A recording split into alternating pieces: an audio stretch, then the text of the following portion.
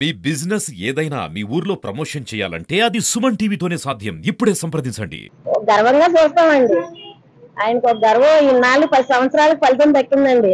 వాళ్ళ అన్నయ్య గారిని ఎన్ని మాటలు అన్నారో ఆ మాటలన్నీ దృష్టిలో పెట్టుకొని ఆయన 10 సంవత్సరాలు పోరాడారండి. పోరాడినందుకు ఫలితం దక్కిందండి.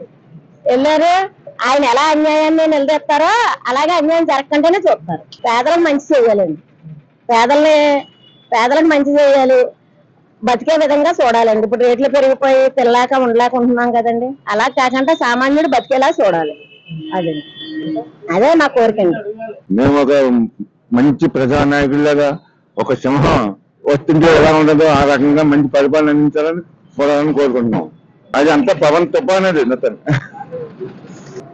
ప్రశ్నించేవాడు పవనే, పరిపాలించేవాడు పవనే. ఆయన అంతా చాలా ఆయన పవన్ నమ్ముకున్న వాళ్ళు ఎప్పుడు పాడవలేదు. ఒక సినీ ఫీల్డ్ లో కానీ రాజకీయంలో కానీ ఆయన పరిపాలన మంచిగా ఉంటుందని అందరూ కోరుకుంటున్నాం. బాగా పర్ఫామ్ చేయాలనుకుంటున్నాం అండి. ఫస్ట్ టైం అతనికి ఆపర్చునిటీ దొరికింది కాబట్టి కూటమితో కలిసి అందరితో కలిసి బాగా పర్ఫామ్ చేయాలి. అండ్ అరాజక లేకుండా జగన్ టైప్ లో లేకుండా కొంచెం అభివృద్ధి వైపు నడిపించాలండి స్టేట్ ని. ఎందుకంటే 5 సంవత్సరాల్లో 30 సంవత్సరాలు మనం వెనక్కి వెళ్ళిపోయాడు. సో చంద్రబాబు నాయుడు అనుభవాన్ని తీసుకుని తత్మా మోదీ అనుభవం కూడా తీసుకుని ఏదైనా నేర్చుకోవాల్సింది చాలా ఉన్నదండి. శాఖలు కూడా ఎక్కువ ఇచ్చారు కాబట్టి చాలా చాలా చాలా కష్టపడాలండి అతను.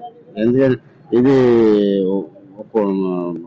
ఎలక్ట్ అయిన అసెంబ్లీలో జనాలు పంపించినా అతను 24 గంటలు కూడా సరిపోయినట్టు కష్టపడితే అప్పుడే వచ్చేసారి గుర్తింపు వస్తుంది. లేకపోతే గుర్తింపు రావడం కష్టం. ఎందుకంటే చాలా ముఖ్యమైన శాఖలు కూడా తీసుకున్నారండి అతను. సో ఆంధ్రప్రదేశ్ ఇప్పుడు అతని చేతిలో ఉన్నట్టే ఉన్నదండి.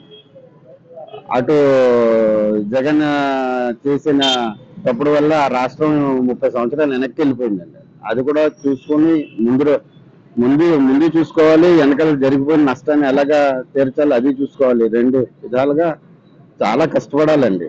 అదే పవన్ కళ్యాణ్ మారాలండి ఇంకా చాలా. అంటే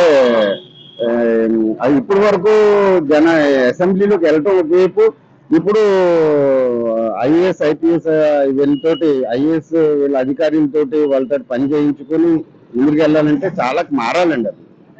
సో మారాలంటే చంద్రబాబు నాయుడు మోదీ అనుభవాన్ని తీసుకుని అప్పుడు ముందుకెళ్ళాలి.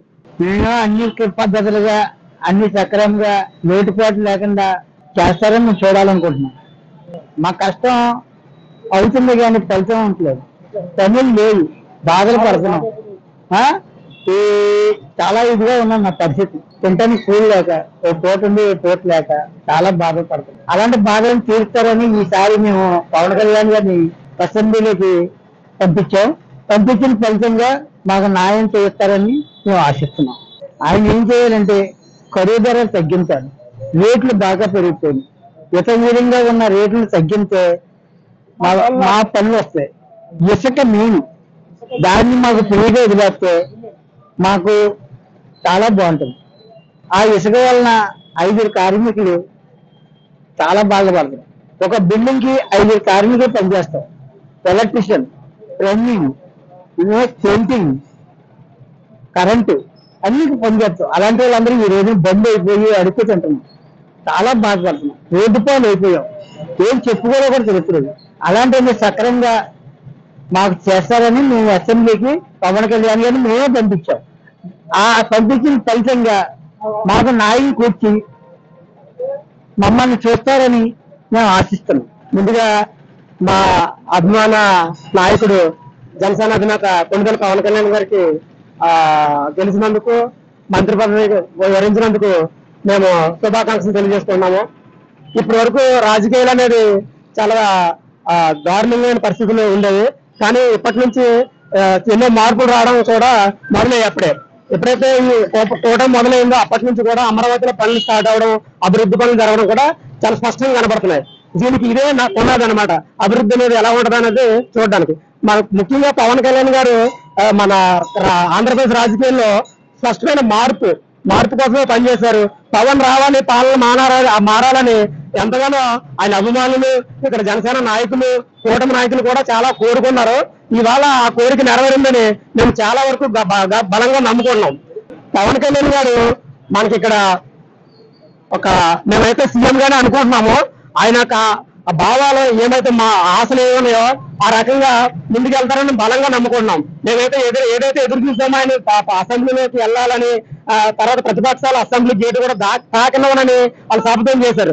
కానీ వాళ్ళు చేసిన శబ్దాలన్నీ కూడా మేము బట్టబయలు చేసి ఆయన అసెంబ్లీలోకి వెళ్ళినందుకు మేము చాలా గర్వపడుతున్నాం. ఎందుకంటే ఆయన చాలా ఉన్నతమైన ఆశయాలు కలిగిన వ్యక్తి. అలాంటి వ్యక్తి అసెంబ్లీలోకి వెళ్తే అక్కడ ఉన్న సమస్యలు, ప్రజల సమస్యల పట్ల పోరాడి అక్కడ ఎటువంటి సమస్య ఉన్నా సరే అసెంబ్లీలో చర్చించి ఆ సమస్యలను పూర్తిగా కూడా దాన్ని పూర్తిగా కూడా సమస్య తొలగించేలా చేస్తారని గట్టిగా బలంగా ఆశిస్తున్నాం. కళ్యాణ్ గారు వెళ్ళడం, అసెంబ్లీకి వెళ్ళడం చాలా సంతోషంగా ఉందండి. మాకు ఆనందంగా ఉంది. ఆయన అంతా మంచిగా చేస్తారు, మంచి పనులే, ప్రజలకు చాలా సేవ చేస్తారు. ఆయన చాలా బాగుంటది. ఇప్పుడు ప్రభుత్వం చాలా బాగుంటదండి ఆయన వల్ల. ఆయన దేవుళ్ళ చూడాలండి. అసెంబ్లీలో ఒక పవర్ ఆయన్ని అలా చూడాలని మాకు సంతోషంగా ఉందండి. ఈరోజు కళ్యాణ్ గారు ప్రోత్సహిస్తారండి. ఆయనే చేస్తారు, అడుగుతారు కూడా, నిలబడతారు. ప్రజలకి సేవ చేసేది ఆయనే చేస్తారండి బాగా. ఆయన చాలా దేవుడండి మాకు ఇన్ని సంవత్సరాలు రావడం.